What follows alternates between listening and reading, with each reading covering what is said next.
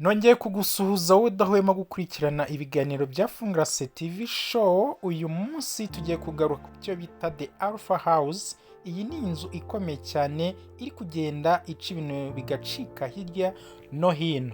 Iyi ngiyi icumbikiye ibyamamare cyangwa se abasitari bakomeye kuri TikTok. Abangaba murabazi cyane.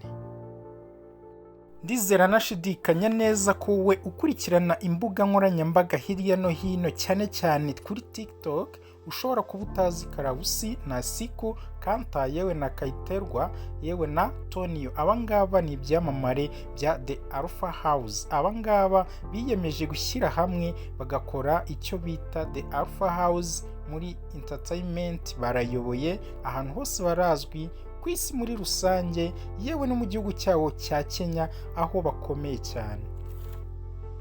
Ku mwanya wa mbere turasanga uyu mukobwa na Siku. Uyu mukobwa yagiye yibazwaho byinshi bigiye bitandukanye, abantu bibaza aho avuka, igihugu aturukamo, ariko uyu mukobwa n'umunyakenyakazi nk'uko mumajije kugenda mubimenyera cyangwa nk'uko twagarutse ku kiganiro kiwe ubushize twakoze. So uyu nguyu rero aza ku mwanya wa mbere aho ayoboye mu itsinda ryiwe, afite abamukurikira kuri TikTok barenga miliyoni 2 followers bamukurikirana uko bwije n'uko bukeye. Ku mwanya wa kabiri turasanga Karabusi. Uyu nawe akurikirwa n'abarenga miliyoni 1.5 followers bamukurikirana. Uyu nguyu nawe arakomeye cyane kuko we yafatanyije na Siku mu gukora icyo bita The Alpha House. Nibo bombi bagize uruhare rukomeye cyane kugira ngo iyi nzu y'imyidagaduro cyangwa se y'ama-challenges ibeho kugeza kuri uyu munsi. Karabusi na Siku bamaze kugenda nabo bubaka izina ryabo ku giti cyabo, cyane cyane bitewe n'urukundo aba bombi bafitanye rumaje kugenda rutigisa benshi babasha kubakurikirana babibazaho ibibazo byinshi bigiye bitandukanye. So umwanya wa gatatu turasangaho uwo bita Tonio uri ku mwanya wa gatatu. Uyu nguyu yabasha gukurikirwa n'aba followers bagera kuri miliyoni 1.300,000. Urumva ko nawe afite urugendo rw'ejo hazaza rukomeye cyane mu bigaragarira amaso y'abantu. Abangaba bakomeje gukorana imbaraga nyinshi kandi bafatanyije mu bikorwa byabo bya buri munsi, gukora ama-challenges agiye atandukanye, yewe no mu dukino tundi dusanzwe babikina muzima bwa buri munsi. Ariko ko ari wo mwuga wabo kugira ngo batwekire abafana babo cyangwa se babagezeho byinshi baba babitezeho, abangabo ntago bajya bicara, bakora uko bukeye n'uko bwije, kandi ibyo bakora ubona ko ari ibintu basobanukiwe cyane. Aba ni abahanga. The Alpha House iyi ngiyi irayoboye kandi irakomeye muri Kenya. Dukomeje n'umwanya wa kane turasanga uwo bita Kanta. Uyu nguyu nawe arakomeye cyane kuko abasha gukurikirwa n'abarenga miliyoni 1.5 followers kuri TikTok yiwe. Uyu nguyu rero urumva ko nawe urwego ahagazeho ruratangaje. Ubundi The Alpha House umuntu wese uyibamo cyangwa se uyikoreramo ntabwo ajya aba ikigwari, arakora pe. Ku mwanya wa gatanu ari nawo wa nyuma mu bagize iri tsinda turasanga uwo bita Kayiterwa. Uyu nguyu nawe arakomeye cyane kuko nawe abasha gukurikirwa n'abarenga miliyoni 1 followers kuri TikTok page yiwe. Uyu nguyu urumva ko nawe muri The Alpha House arakomeye cyane, nawe ari mu kazi, ari kugenda abikora bigacika, cyane cyane bigiye bitandukanye n'abandi bakoresha ama TikTok cyangwa mu gihugu cya Kenya. So dukomeze rero kureba byinshi bigenda bivugwa kuri iyi The Alpha House. Iyi ngiyi imajije no kugenda itera imbere ku rwego rugiye rutandukanye, yewe bitewe no ku bikorwa bigenda bikorerwamo, haba imyidagaduro ya The Alpha House yewe n'ibindi bikorwa byinshi.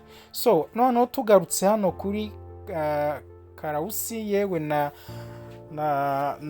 Siku, abangaba nabo bakomeje guca ibintu bigacika hagati muri bo. Urukundo rwabo rumajije kugenda rumenyekana hirya no hino. Abantu bose bakurikirana imbuga nkoranyambaga zigiye zitandukanye, haba YouTube, Instagram, TikTok n'izindi nyinshi, bamaze kugenda basobanukirwa byinshi bitandukanye ku rukundo rw'aba babiri. So mu mwaka w'ibihumbi 2021 mu mpera zawo nibwo abo ngabo batangiye kujya bakorana icyo bita challenges hirya no hino, baragenda barakubita, harashya haragurumana, buri wese amasha kumenya aya mazina abiri, Karausi na Nasiko. Si n'ibyo byonyine gusa bagiye babasha kumenyekanamo, bakomeje kugenda bakorana ama-challenges bigaragara ko basa nk'abantu bakundana. Urukundo rwabo nubwo batakunda kubyemera cyangwa bigaragaze, ariko ibikorwa bagenda bakora hirya no hino bigenda bibigaragaza. Hano mu kiganiro bari batumiwe n'umunyamakuru, urabona neza ko yari babatumiye kuri Saint Valentin, bombi nk'abantu bakundana, yewe babashije kubaganiza ibintu byinshi bigiye bitandukanye bijyanye n'urukundo rwabo, uko bagaragara mu bikorwa byabo bya buri munsi bagaragaza urukundo. Abangaba bwo iyo baza bakubwira yuko ari urukundo rusanzwe, atari urukundo rw'umwihariko, ariko twe tubasha kubirebesha amaso nk'abantu, tubona ko harimo ikintu gikomeye kandi gitangaje. Ngira ngo murabibona bombi ko bari batumiye mu kiganiro, banabategure cyane nk'abantu bakundana cyangwa se nk'abantu bari mu rukundo. Urabona ko ari ahantu hasaga neza cyane ko bari babateguriye. Umunyamakuru yakomeje kugenda ababaza atase mu bikorwa byanyu bya buri munsi ko mugaragaza urukundo, imibyinire yanyu, ibikorwa birimo urukundo gusa nibyo bibasha kugaragara. Ese urukundo rwanyu muruvugaho iki cyangwa se rwifashe rute? So Nasiko we yahise amubwira ko ari urukundo rusanzwe, atari urukundo ruhambaye, ariko ibi ngibi nta muntu n'umwe ujya ubasha kubyemera, kuko bo nubwo batabigaragaza, wowe iyo ubirebye neza ubona ko harimo urukundo rw'umwihariko ku buryo butangaje. Ese wowe witegereje ko nzi neza ko uhora ureba abangaba ku mbuga zabo zigiye zitandukanye, ubibona gute? Ese wowe ubona atari urukundo hagati y'abangaba cyangwa wowe ubona ari urukundo rwa nyarwo? So njyewe uko mbona ari urukundo bo badashaka kugaragaza, ariko uko biri kose hano harimo urukundo rw'umwihariko kandi rukomeye, nkanjye ukunda kubakurikirana uko bwije n'uko bukeye, kuko muri groupe yabo uko ari 5, aba bombi nibo bakora ibikorwa by'urukundo hagati yabo bombi, yewe bikagaragarira na bagenzi babo, kandi ukabona ko banabashyigikiye muri ibyo bikorwa byabo. Ni nayo mpamvu nshobora kwemeza ni ahangaha byanga bikunda harimo urukundo rukomeye cyane. So ubwo nawe uzatwandikiye muri comment utubwire uko ubibona. Guys, tunakwibutsa gukora subscribe wowe utarayikora, nawe kandi wayikoze wibuke gukora kunzogera kugira ngo ujye ubasha kwakira ibiganiro bya Fungarase ikugezaho uko bukeye nuko bwije. Mumenyesha kandi ko dukomeje gukora ibintu byinshi kuri wowe utajya udukurikirana, na ushishikariza kuba hafi yacu buri munsi ku wundi, twakomeza tukugezaho ibikorwa byacu kandi byiza bishimishije ku makuru agiye atandukanye, haba ibyamamare bitandukanye, yewe abanyepolitike, yewe abahanzi runaka, mbese ku bintu nk'ibyo byose bya entertainment turahari nka Fungarase TV show, kugira ngo dukomeze kuguhaza ibyiza nk'ibi ngibi. Turabizi neza ko ubikunda kandi ubikeneye. So guys, ntujye kure yacu, turi kumwe umunsi ku wundi. So nk'uko twabigarutseho mu kiganiro rushize twakoze, cyangwa n'uyu munsi twongeye tubigarukeho, aba bambi Karausi na Nasiko, aba nibo bonyine babashije gukora icyo bita The House of Entertainment cyangwa inzu y'imyidagaduro, bayita The Alpha House. Iyi nzu rero ikorerwamo ibikorwa bigiye bitandukanye by'imyidagaduro, aho usanga hakorerwamo ibikorwa by'ubuhanzi cyangwa se imyidagaduro muri rusange, ubugeni, ibikorwa byinshi bituma abantu bahurira hamwe bakishima, bagatarama, bakabyina. Iyi ni inzu imajije gukomera cyane, nubwo aba ngaba 5 bishyize hamwe bagakora ibijyanye na challenges cyangwa se n'ibindi bintu runaka bituma bagenda babyina indirimbo z'abahanzi bagiye batandukanye, ariko hakorerwamo n'ibindi bikorwa ku ruhande by'abandi bahanzi baza gukorera muri iyi nzu, bikora itunganya cyangwa se ibijyanye n'imiziki cyangwa se ibijyanye n'amacalenges agiye atandukanye. Vuba aha ngaha rero nibwo haributse kugaragara video nziza cyane kandi itangaje yagaragaje uyu mukobwa atererwa ivi na Karabusi amupfukamira imbere akamwambika impeta y'icyatsi ya zahabu. Ibi ngibi byakomeje guca ibintu hirya no hino ku mbuga nkoranyambaga, aho havuzwe neza cyane ko harimo urukundo, ahubwo urukundo rushinze imizi kandi rukomeye.